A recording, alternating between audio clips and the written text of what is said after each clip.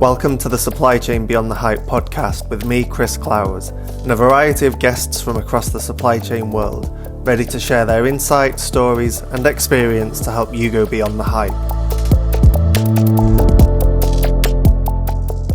Hello everyone and welcome to this month's Beyond the Hype Supply Chain podcast, where we aim to go beyond the hype and look at what's actually really happening in the world of supply chain.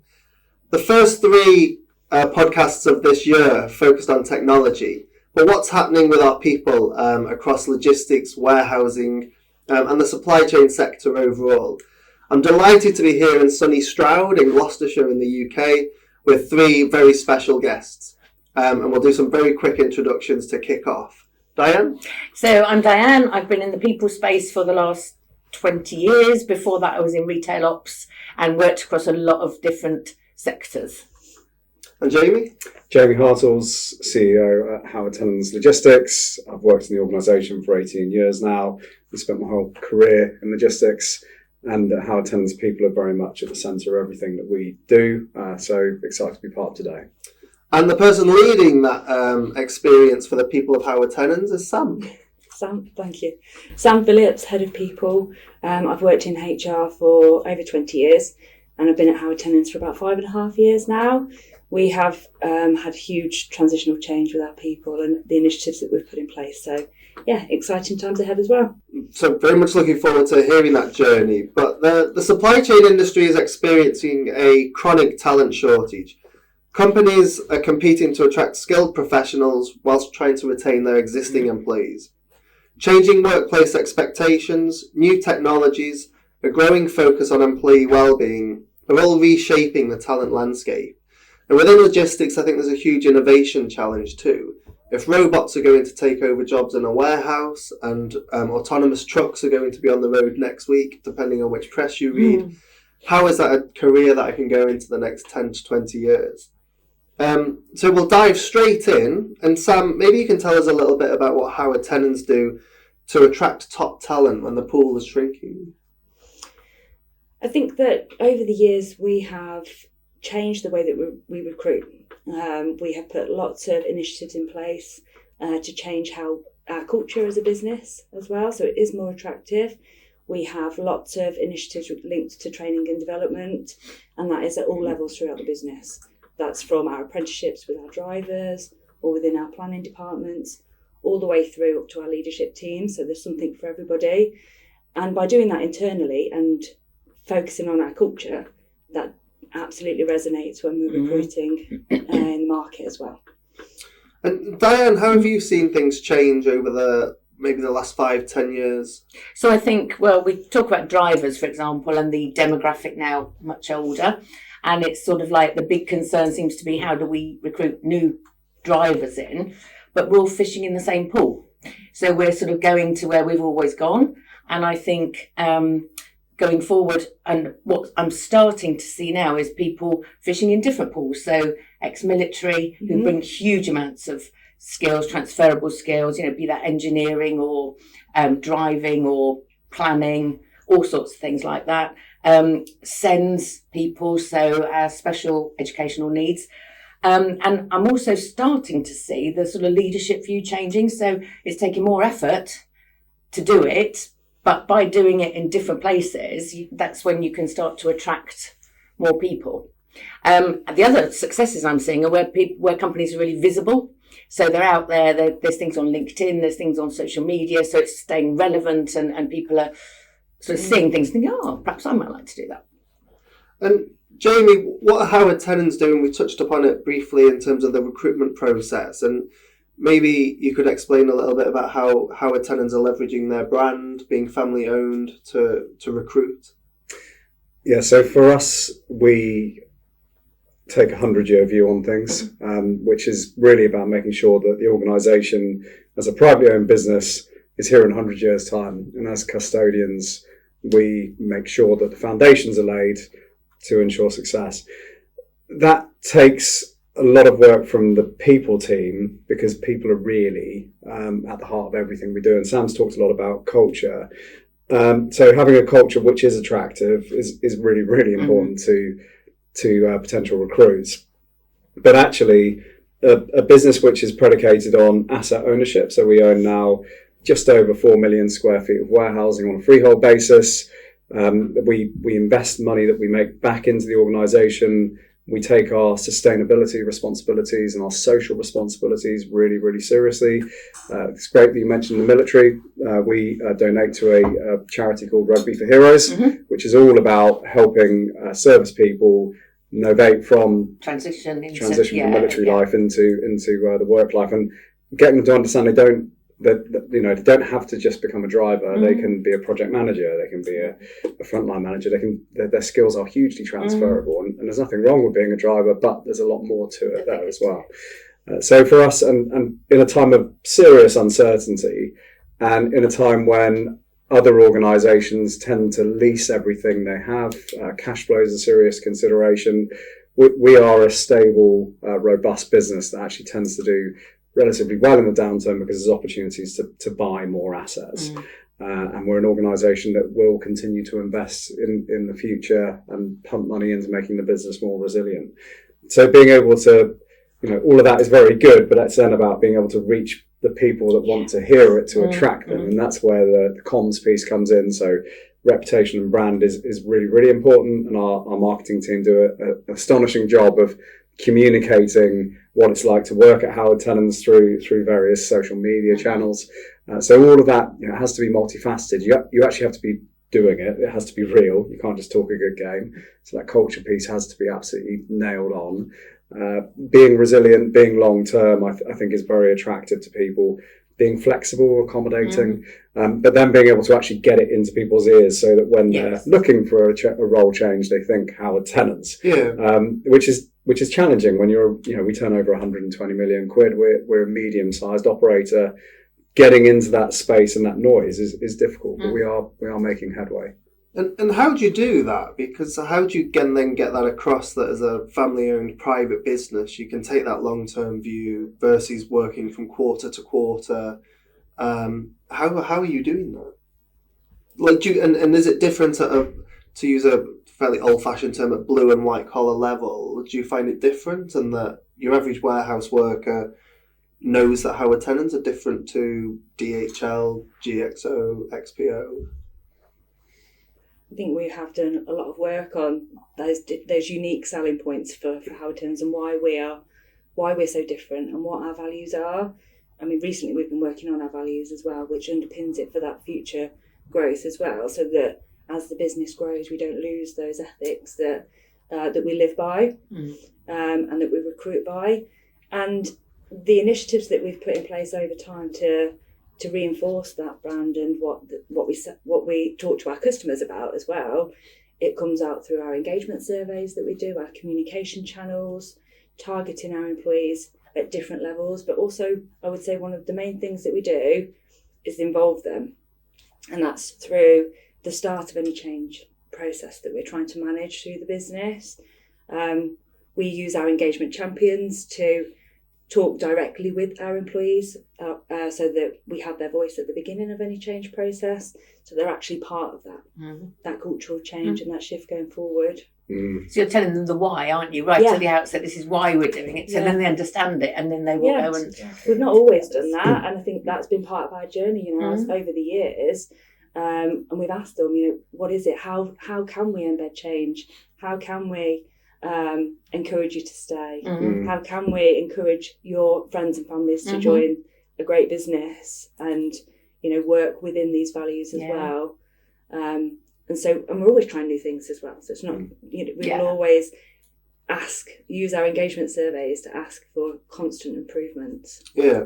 And sorry, Diane. No, carry on. I was just going to say, in those engagement surveys, do you find that kind of like as a family-owned business, you're benchmarking higher, lower versus other logistics companies?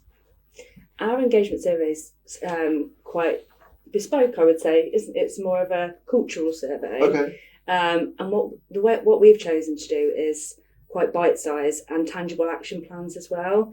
So it's difficult to compare with necessarily the engagement of other competitors as well, because what we're doing is trying to have that voice of the employee. So what changes can we put in place that are tangible? So yes, we do get an engagement score, and ours is very good, But what we're looking for is those achievable actions that we can put in place and then do it regularly. So it's small changes that over time you can see the dramatic impact that it's had. I think a recent survey by Prologis, and they might have a vested interest as a commercial property company, but said that 66% of logistics employees say they love their chosen career, which is really maybe quite startling when you consider that I think nearly nobody, I think certainly us two, chose to go into logistics. I saw the side of the trucks of what was then Christian Salvesen with their logos or like mottos in different languages. I was doing a French and German degree and thought, oh, there's an opportunity to work around Europe. I don't think I left Europe once working for Christian Salvesen. So it's interesting, I think, how it's an industry that people fall into and then very rarely leave. Maybe all industries are like that. I don't know. You touched upon a little earlier about maintaining culture whilst the business is growing. And then Diane and I have worked together previously in a business that was very much like that. It had that startup mentality, entrepreneurship. And then we were still both with the business as it had to mature and lose some of that entrepreneurial spirit. How would you recommend that businesses continue to grow and maintain that, but mature and become sustainable larger businesses? I think it's about having a real clear plan of where you want to get to. So be that in terms of, so if we talk recruitment, so looking longer term, where that part of the business is going to go and what roles you need and what might be declining and, and how you can fit and then leveraging the mothership, if you like, to get the funding you need for that. And I think that's how we kind of did it, wasn't it? Yes. I think it's phenomenally tough. If you asked somebody that was at the start of the journey with Apple or Instagram or Google and Alphabet, is working for those businesses today like it was 5, 10, 20 years ago? And surely the answer has to be no. No, of course not. No. Although you then look at maybe a business like Tesla, and perhaps it is with the CEO on the shop floor. Somebody once said to me, it's like having your nose pressed against the sweet shop window because the bigger business has all the money and the funding and everything else, but it's kind of like walking through treacle and you're there desperate to get in because you want to do all this exciting stuff and you can't quite get into the shop. Yeah, absolutely. And what's the approach that you guys are taking as you kind of hire more people, take on more property, diversify what you're doing? One of the great things about Howard Tenens is we have got a lot of very long-serving employees. And one of the big concerns that we are regularly hearing is it feels like the business is moving into a more corporate space. And for colleagues who are relatively new to the business that have joined from a corporate organisation, say that this is a million miles away from a corporate. But for those that have been here for a long time, where essentially we're much smaller, they feel as though things have become more corporatised. And the reason is for that is because we've had to create a bit of standardisation. So as we've grown, when we've opened more and more depots, historically we had team members at depot running, they were responsible for everything. So the HR, the sales, the customer relationships, the health and safety, the operations. And when they were good, they were very, very good. But every now and then, one of those elements would go wrong, so either a safety issue or financial issue. And someone like me would have to come and help put the fire out. And eventually you just get sick of putting out fires. And as you can't grow like that. So we have increased our central activity significantly. So Sam joined the business as our first and only HR employee ever, and has grown that team because what she's been able to do is really demonstrate the value in that space, both in terms of helping people in their career journeys, but also protecting the business against things like grievances and disciplinaries, and making sure that we're absolutely consistent in our approach. So what we've seen is we've grown and we've created some standardization. We're keen, though, to make sure that doesn't become bureaucratically heavy.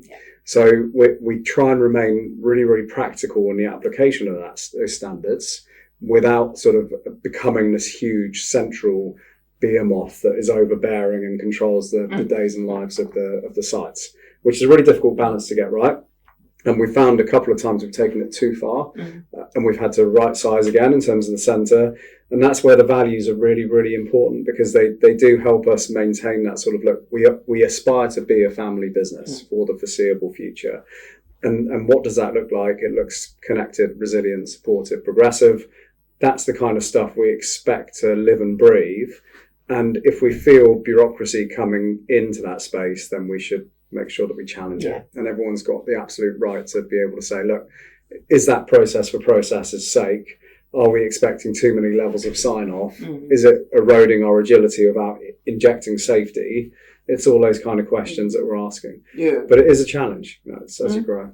Do you purposely have a flat structure to help enable that? Or do you have a fairly traditional approach to structures as you've grown the business? We've got quite a traditional approach to the organisational structures.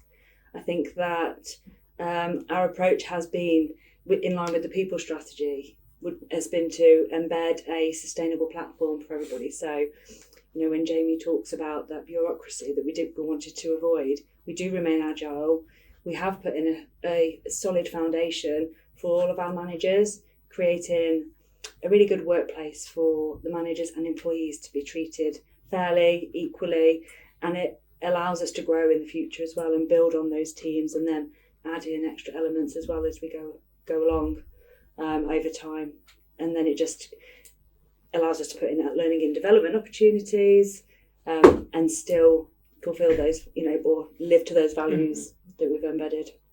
And Jamie, you mentioned that you kind of that central overhead structure and having to grow it, and you talked a lot about the learning and development opportunities. Ultimately, that all costs money, which has to be paid for by your customers. Logistics is an incredibly low margin business. There's an awful lot of focus on cost. How would you encourage your customers to kind of say, yeah, that's a good cost line? I mean, it's a tough customer that says take out the L&D budget.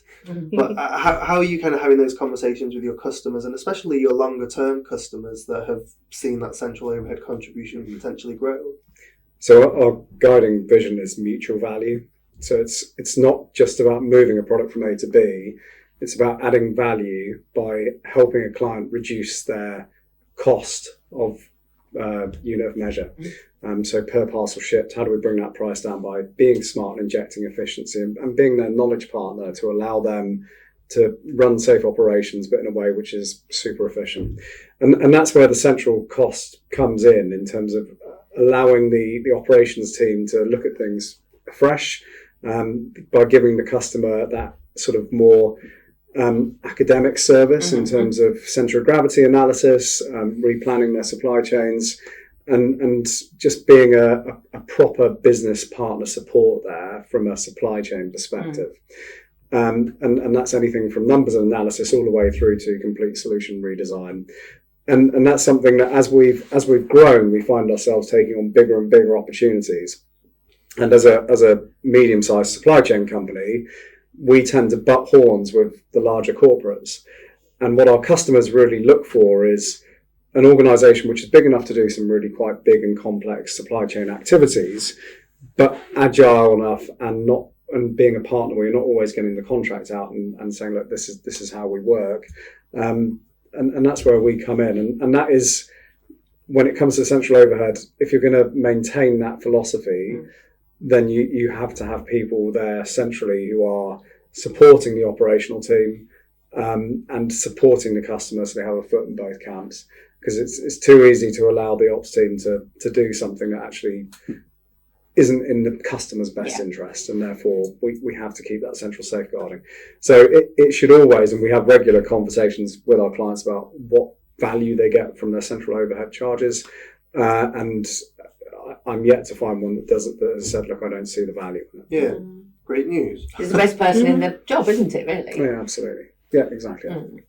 And Diane, we mentioned kind of logistics as a very low margin industry. I think you've worked in a number of different industries. How do companies, or should companies, challenge culture versus pay?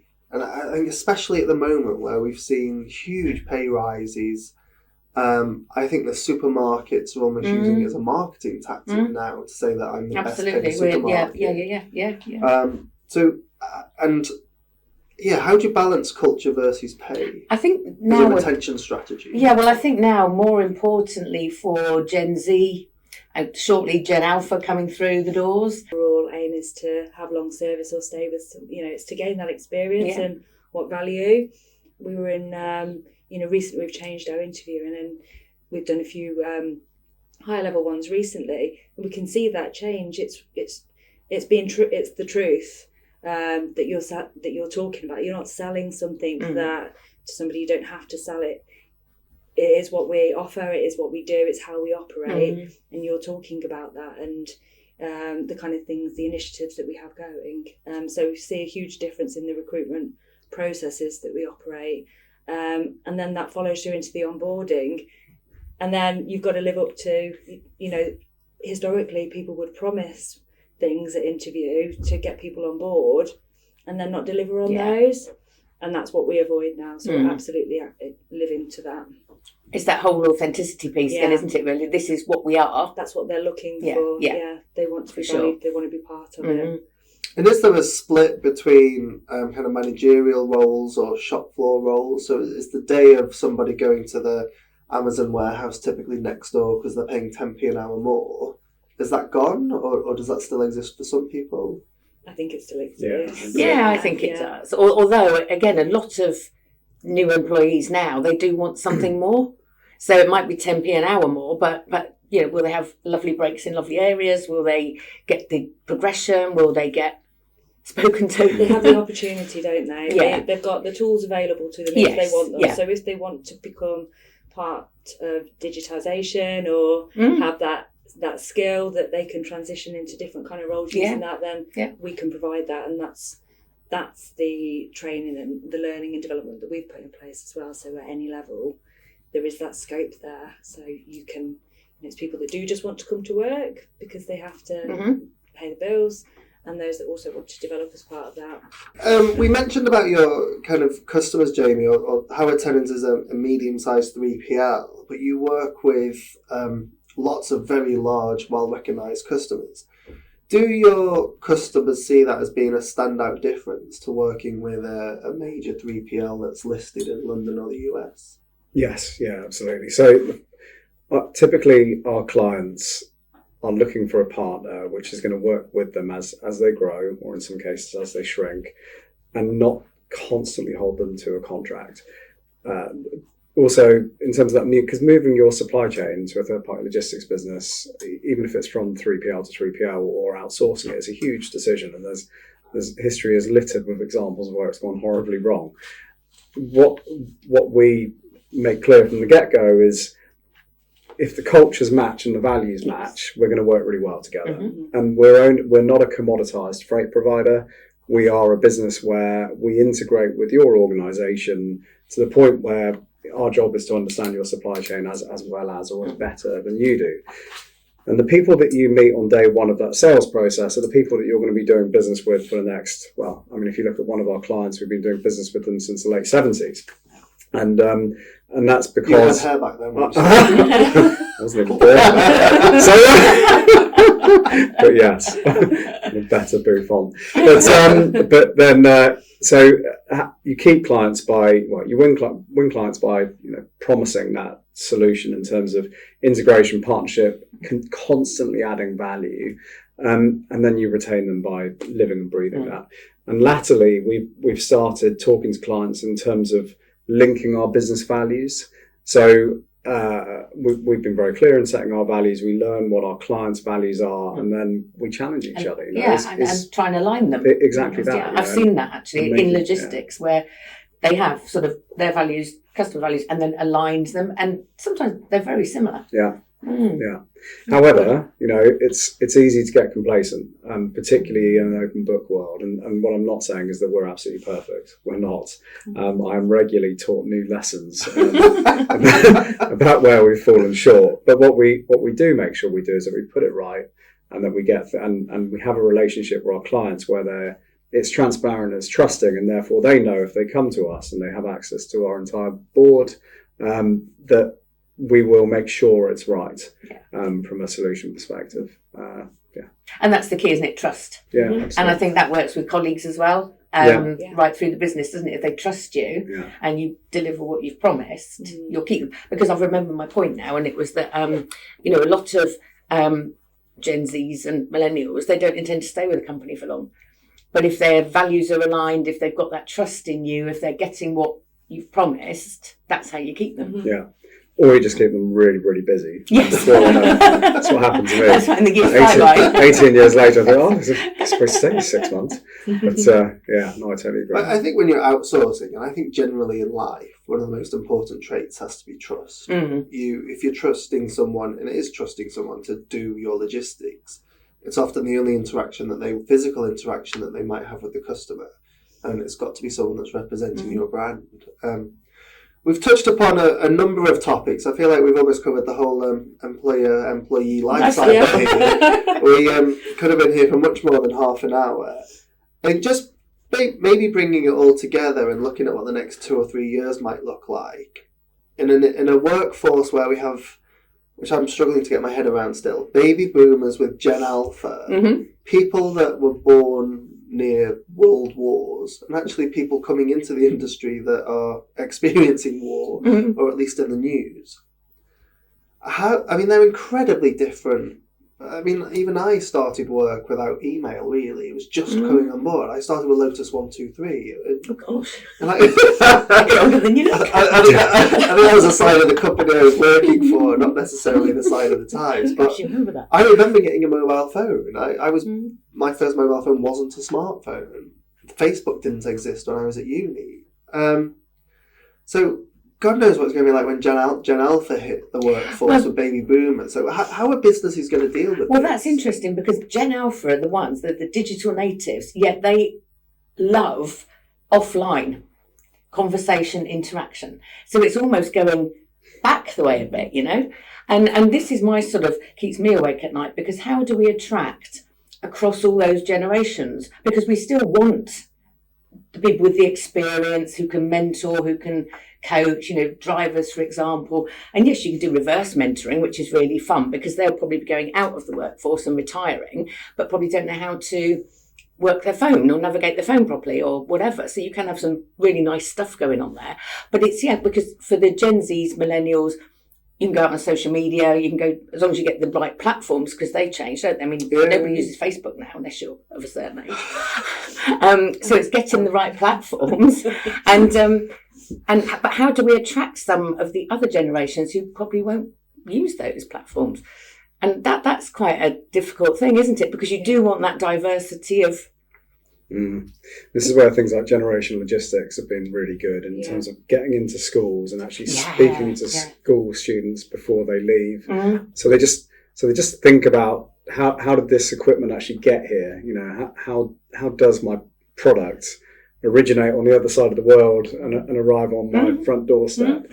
And it's just getting people to realise what an opportunity and what a joy the sector is, because there's so much to go out there. Well, I never knew until I worked in parcels. You know, my parcel turns up the next morning when I've ordered it the night before. I never knew all the stuff involved.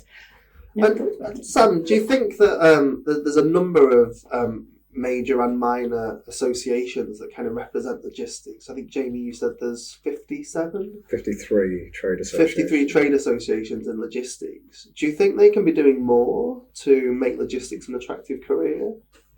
Yeah, I mean, I think there's always new initiatives. When we joined Generation Logistics a couple of years ago as well, that advertising, those different ways of recruiting, targeting different schools or what job opportunities or different methods of advertising what opportunities you've got, then yeah, I think that we can work in partnership potentially more, sharing our opportunities, sharing our strategies that we put in place, and what how we work with our employees when we're embedding change. And I think that's the key, to work and bring people along on the journey rather than letting change happen to them and then reacting. It's that proactivity, I think, that we should put in, and I think that we could work more with